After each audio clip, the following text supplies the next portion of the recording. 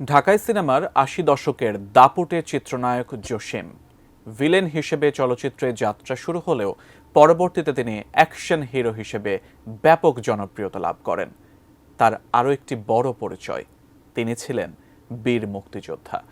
তবে জনপ্রিয়তার তুঙ্গে থাকা অবস্থায় ১৯৯৮ সালের ৮ অক্টোবর হঠাৎ না ফেরার দেশে পাড়ি জমান জসিম।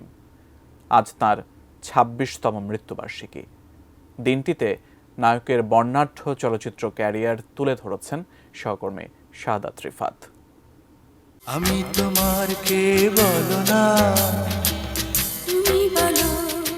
চিত্রনায়ক জসিম, পুরো নাম আব্দুল খায়ের জসিমউদ্দিন। ১৯৫০ সালের ১৪ আগস্ট ঢাকার নবাবগঞ্জ উপজেলার বক্সনগর গ্রামে জন্মগ্রহণ করেন তিনি। রূপালী পর্দায় অভিষেকের আগে ২১ বছরের এই টগবগে যুবক অংশগ্রহণ করেছিলেন স্বাধীনতা যুদ্ধেও। তিনি ছিলেন বীর মুক্তিযোদ্ধা।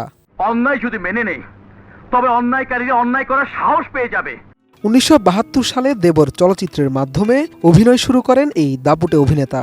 আর ১৯৭৩ সালে প্রয়াত পরিচালক জহিরুল হকের রংবাজ ছবিতে খলনায়ক চরিত্রে কাজ করে আলোচনায় আসেন জসিম। এই ছবির অ্যাকশন দৃশ্যগুলো ছিল তার নিজস্ব প্রযোজনা সংস্থা জ্যাম্বস ফাইটিং গ্রুপের করা।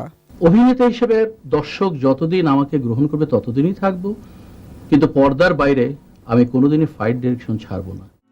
তবে রংবাজ দিয়ে পরিচালকদের দৃষ্টি আকর্ষণ করতে সক্ষম হলেও জসিম দর্শকদের মাঝে সাড়া ফেলেন দেওয়ান নজরুল পরিচালিত দোস্ত দুশমন চলচ্চিত্রে খলনায়ক চরিত্রে অভিনয় করে, যার কাট অংশ এখনও সামাজিক যোগাযোগ মাধ্যমে প্রায় দেখা যায়।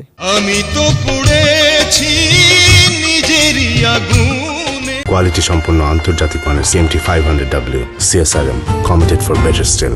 শুধু তাই নয়, বাংলাদেশের চলচ্চিত্রে অ্যাকশন ধারার নানা পরিবর্তন আসে এই প্রয়াত চিত্রনায়কের হাত ধরেই। বর্তমান বাংলা সিনেমার অনেক ফাইট ডিরেক্টর ও স্টান্টম্যান ছিলেন জসিমের ছাত্র। চিত্রনায়ক রিয়াজও সিনেমায় নাম লেখান জসিমের মাধ্যমে। মানুষের কোনো পরিচয় ছোট নয়, সবার পরিচয় একটাই, সে হলো মানুষ। খলনায়ক হিসেবে টানা কাজ করার কয়েক বছরের মধ্যেই সুভাষ দত্তের পরিচালনায় সবুজ সাথী সিনেমায় প্রথম নায়ক হিসেবে অভিনয় করেন জসিম। এটি জনপ্রিয়তা পাওয়ার পর খলনায়ক হিসেবে আর অভিনয় করেননি তিনি। মৃত্যুর আগ পর্যন্ত নায়ক হিসেবেই অভিনয় করেছেন চিত্রনায়ক জসিম। ভিলেন হিসেবে বা বাংলা বলে মন্দলোক হিসেবে যে আমি জনপ্রিয় ছিলাম, এই কথাটাকে আমি অস্বীকার করব না। খলনায়ক ও নায়ক দুই চরিত্রেই উজ্জ্বল নক্ষত্র জসিম। ৮০ দশকের সব জনপ্রিয় নায়িকার বিপরীতেও অভিনয় করেছেন এই অ্যাকশন অভিনেতা। তবে শাবানা ও রোজিনার সঙ্গে তার জুটি সবচেয়ে দর্শকপ্রিয়তা অর্জন করে।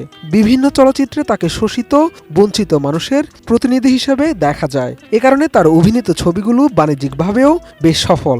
সেই ছবিতে আমাকে নায়ক হিসেবে এতটা জনপ্রিয় করে তুলেছিল যে তারপরে আমাকে পিছে তাকাতে হয়নি। জসিমই একমাত্র নায়ক যিনি ৮০ দশকের সবচেয়ে জনপ্রিয় নায়িকা শাবানার সঙ্গে প্রেমিক ও ভাইয়ের চরিত্রে অভিনয় করেছিলেন, এবং দুটি চরিত্রই দর্শকরা খুব সাদরে গ্রহণ করেছিলেন। যে শাবানা সারেন্ডার ছবিতে জসিমের স্ত্রী হিসেবে সফল হয়েছেন, সেই শাবানা অবদান মাস্তান রাজার মতো ছবিতে জসিমের বড় বোন হয়েও সফল হয়েছিলেন। আজকে ভুলে যাও দুঃখ বেদনা। ব্যক্তি জীবনে জসিমের প্রথম স্ত্রী ছিলেন নায়িকা সুচরিতা। পরে তিনি নায়িকা পূর্ণিমা সেনগুপ্তার মেয়ে নাসরিনকেও বিয়ে করেন। জসিমের ৩ ছেলে, একে রাহুল, একে রাতুল ও একে সামি। বাবার পথ ধরে অভিনয়ে তারা নাম লেখাননি, কাজ করছেন সঙ্গীত জগতে। ৩ জনেই যুক্ত ব্যান্ডের সঙ্গে। সিনেমা ক্যারিয়ার খুব দীর্ঘ না হলেও জসিম প্রায় ২০০ সিনেমায় অভিনয় করেছেন। তবে জনপ্রিয়তার তুঙ্গে থাকা অবস্থায় ১৯৯৮ সালের আজকের এই দিনে মস্তিষ্কে রক্তক্ষরণজনিত কারণে অকাল মৃত্যু হয় তার। আজ এই অভিনেতার মৃত্যুবার্ষিকী। এই দিনে তাকে শ্রদ্ধার সঙ্গে স্মরণ করেছেন তার চলচ্চিত্রাঙ্গনের সহকর্মীরা। পৃথিবী আমায় ভুলে যাও। শাহাদাত রিফাত, ATN নিউজ, ঢাকা।